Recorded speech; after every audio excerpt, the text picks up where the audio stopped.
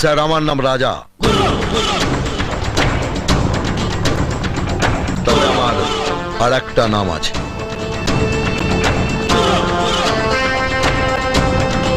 আশা করি আপনি আমার কথা বুঝতে পেরেছেন।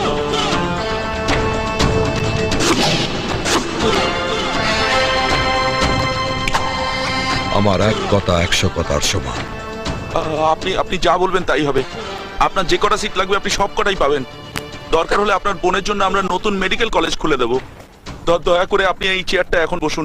আরে না না স্যার, এসব আপনি কি বলছেন? আচ্ছা স্যার, আমি আসি। নমস্কার। তোর ভর্তির ব্যবস্থা হয়ে গেছে। সত্যি? কিন্তু তুমি এই বদমাইশটাকে কি এমন বললে যে এক কথায় সিট দিতে রাজি হয়ে গেল? ও কিছুই না, ওনাকে বুঝিয়ে বলাতে উনি বুঝে গেলেন, আর তুই সিট পেয়ে গেলি। চল।